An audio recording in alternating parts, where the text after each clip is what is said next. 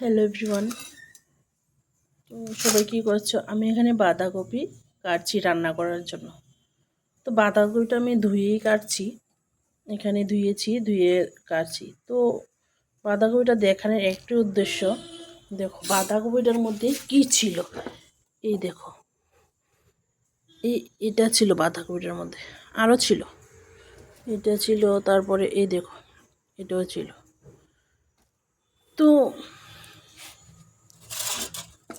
এটাই বলার যে যারা যারা বাঁধাকপি রান্না করবে ভালো করে ধুয়ে দেখে তারপরে করবে।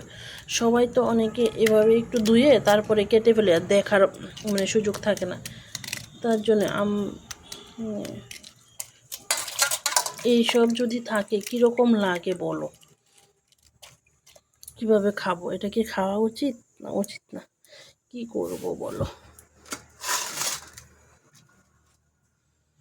তো এটাই জন্য দেখানো যে সবাই যখনই বাঁধাকপি রান্না করবে দেখে ভালো করে ধুয়ে তারপরে রান্না করবে।